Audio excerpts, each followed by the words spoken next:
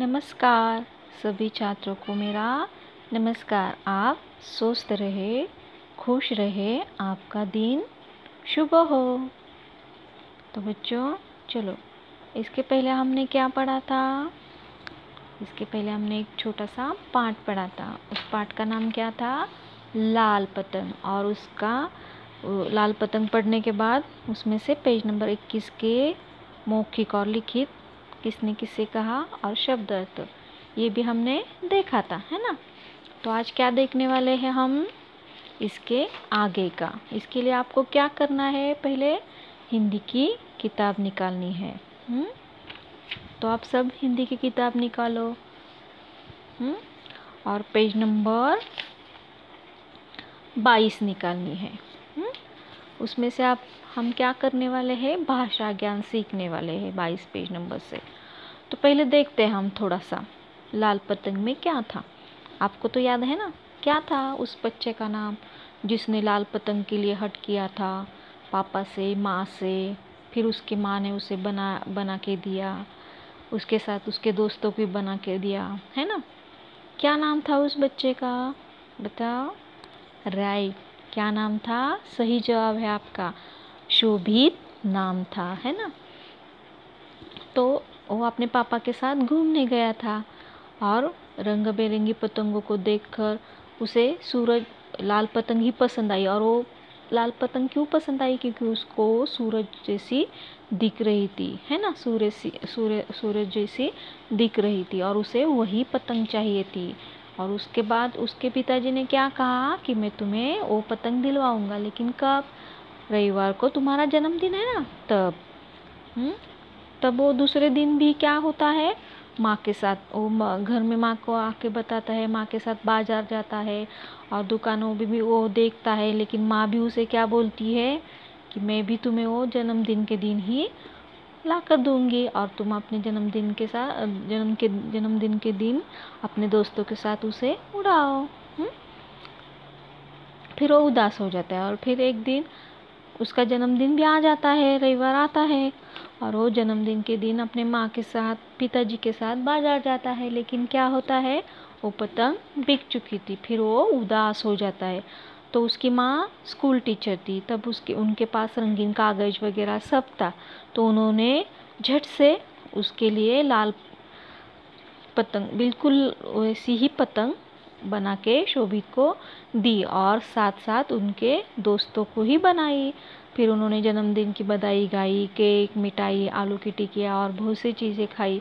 फिर सब भागे कहाँ? पार्क की ओर, यानी कि उद्यान में, बगीचे में, और अपनी अपनी पतंग उड़ाने लगे। तब शोभित बहुत प्रसन्न हुआ। उसकी सूरज जैसी लाल पतंग सचमुच सूरज के साथ आसमान में थी, ऐसा उसे लग रहा था, है ना। तो देखिए, हम आज इसका भाषा ज्ञान देखते हैं। तो आप सब ने पेज नंबर 22 निकाला होगा। तो आप सब तैयार हैं? तो देखो, सही जगह पर बिंदु लगाकर शब्द बनाओ। सही जगह पर क्या लगाना है? बिंदु। उसे अनुस्वार कहते हैं, है ना। उसे क्या करना है? हमें सही जगह पर लगाना है। नीचे दिए गए शब्दों के सही जगह पर हमें वो अनुस्वार लगाना है। अनुस्वार यानी कि बिंदु। और वो चांद जैसा होता है, उसे क्या कहते हैं? अनुनासिका। ये हुआ है ना हमें, इसके पहले के पाठ में हुआ था, मालूम है आपको? कौन सा? दांत का दर। इस पाठ में हमने पढ़ा है ना, अनुस्वार, अनुनासिका, है ना। तो चलो बच्चों, आज क्या देखते हैं हम? अनुस्वार लगाएंगे सही जगह पर।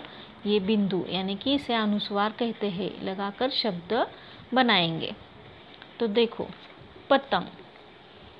अगर समझ में नहीं आए तो आप बुक्स में यानी कि पाठ में उसे ढूंढ कर लिख सकते हैं। सही जगह पर क्या आता है, क्या नहीं। अब देखो, पतंग, यहाँ त पर अनुस्वार है ना। र यहाँ पतंग लिखा है और त पर अनुस्वार देने के बाद क्या होता है? पतंग। और र ग यानी कि र पर अनुस्वार देने के बाद क्या होता है, रंग, है ना। सुंदर, अंदर। तो आपको समझ में आया क्या करना है, अनुस्वार लगाना है। सुंदर, अंदर।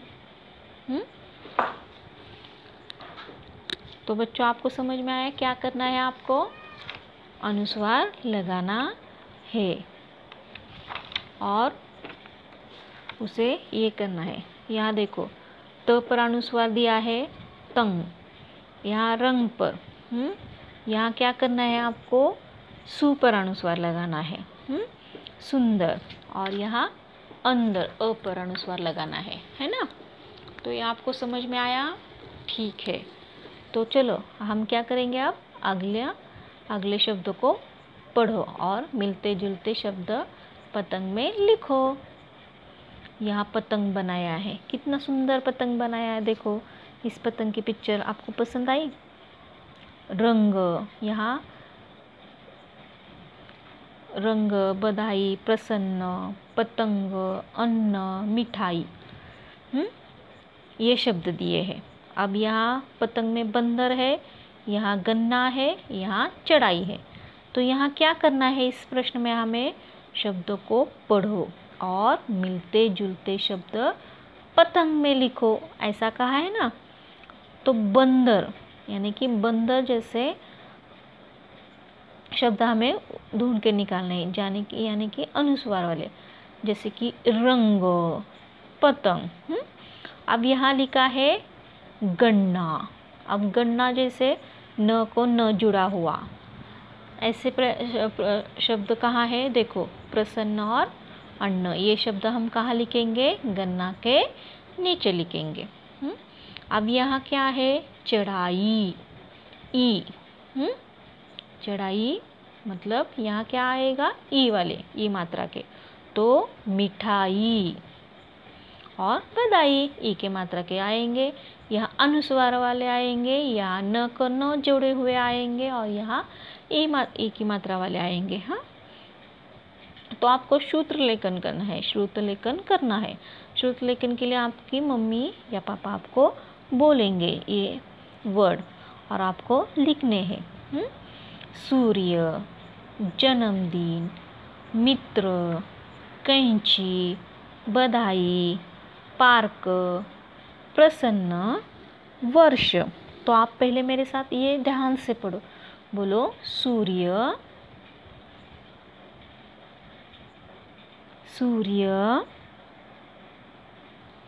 जन्मदिन, जन्मदिन। आप भी बोलो और ध्यान से उस शब्द को देखो, क्योंकि आपको बाद में मम्मी या पापा बोलेंगे तो आपको लिखना है। मित्र, मित्र, कैंची, कैंची, बधाई, बधाई, पार्क, पार्क, प्रसन्न, प्रसन्न, वर्ष। तो समझ में आया। तो ये अपने मम्मी को बोलेंगे कि हमें ये तुम बोलो, हम लिखेंगे। अब देखो चौथा प्रश्न देखते हैं, पढ़ो और सीखो। यहाँ दिया है र और यहाँ दिया है र का ऊपर वाला जो रफार होता है उसमें भी र का ही उच्चार होता है ना। वर्ष, सूर्य और पार्क शब्दों में र का रूप अरहित होता है। यह हल्का बोला जाता है। यह जिस वर्ण पर लगा हो उच्चारण उससे पहले होता है ना। जिस भी वर्ण पर ओ लगता है उसका उच्चारण पहले होता है। जैसे पार्क हल्का सा उच्चारण होता है लेकिन वर्ण के पहले होता है ना। चलो अब देखते हैं। ये देखो र वाले, रस, सागर, देखो रस, सागर, रवि, है ना। तो ये वाला देखते हैं, इसको रफार कहते हैं। तो इसमें भी र का उच्चार होता है, लेकिन कैसे? यह हल्का सा बोला जाता है, पर वो वर्ण के पहले उच्चार होता है इसके। यह जिस वर्ण पर लगा हो उच्चारण उससे पहले होता है। जिस भी वर्ण पर वो लगता है उसका उच्चारण सबसे पहले यानी कि फर्स्ट को होता है। देखो अब सूर्य, पहले य के बजाय उस र का उच्चारण हुआ ना, सूर्य, है ना। अब वर्ष हुआ ना, हल्का सा उच्चारण होता है, लेकिन वर्ण के पहले, श वर्ण के पहले उसका उच्चारण हुआ, वर्ष। पार्क, सही सही पढ़ा आपने, है ना। तो समझ में आया बच्चों? तो अब पेज नंबर 23 देखते हैं। तो अपना पेज नंबर 23 निकालो, यानी कि 23 निकालो।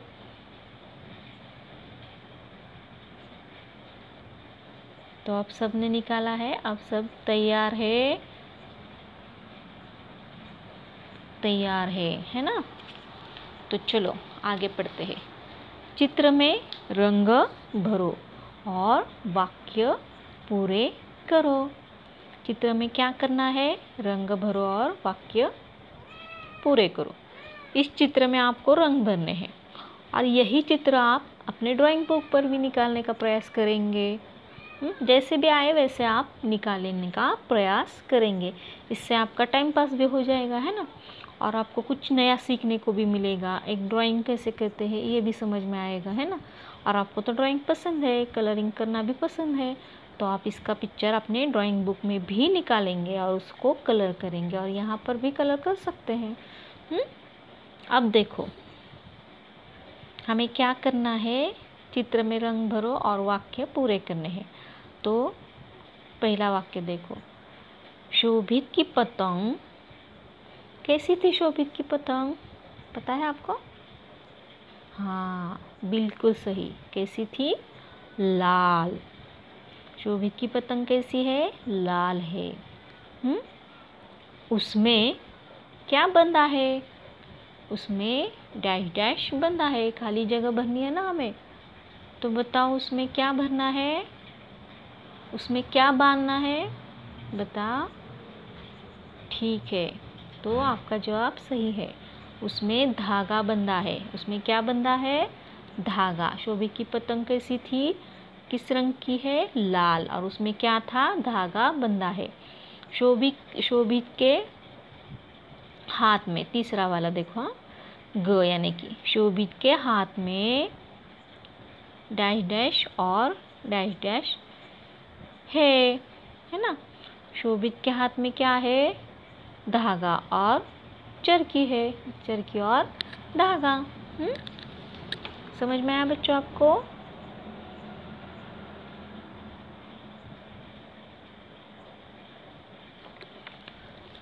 तो घ वाला देखते हैं। शोभित डैश डैश उड़ा रहा है। शोभित क्या उड़ा रहा है? पतंग उड़ा रहा है। शोभित क्या उड़ा रहा है? पतंग, है ना। अब अगला देखो, उल्टे अर्थ वाले शब्द पर हमें सर्कल लगाना है ना। ओ ऐसा वाला सर्कल लगाना है। उल्टे अर्थ वाले शब्द पर हमें सर्कल लगाना है। तो प्रश्न पढ़ो, ध्यान से पढ़ो। उल्टे अर्थ वाले शब्द पर गोल लगाओ। उल्टे अर्थ वाले शब्द मतलब पढ़ाया था ना मैंने, विरुद्धार्थी शब्द, विलोमार्थी, है ना, उसके अपोजिट शब्द, है ना। तो चलो अब क्या करना है, उल्टे अर्थ वाले पर, एक समान अर्थ वाले पर नहीं, उल्टे अर्थ वाले पर हमें गोल लगाना है। तो देखो, ताजी यानी कि फ्रेश, तो उसके विरुद्ध क्या आएगा? बासी होगा। तो इसे हम क्या करेंगे? गोल लगाएंगे। मोटी तो नहीं आएगा। आगे, आगे का मतलब सामने। तो उसके विरुद्ध क्या होगा? पीछे। तो देखो यहाँ पीछे है क्या? हाँ, ये देखो यहाँ पीछे है ना। तो हमें क्या करना है? पीछे को सर्कल करना है, यानी कि गोल करना है। अब देखो हंसना, हंसना, हंसने का मतलब क्या होता है? तो आप खुश होते तो हंसते हैं। तो उसके विरुद्ध क्या होगा? जब आप दुखी होते तो क्या होता है? आपको कुछ बुरा लगता है, आप हर्ट होते हैं तो क्या करते हैं? सही है, रोते हैं। तो हंसने के विरुद्ध क्या होगा? रोना। क्या आप गाते हैं दुखी होने के बाद? नहीं। तो क्या आएगा? रोना। सही जवाब है आपका। तो आपको क्या करना है पता है? ये है जन्मदिन का चित्र। ऐसा समझो कि ये आपका जन्मदिन है। और इस जन्मदिन के चित्र पर आपको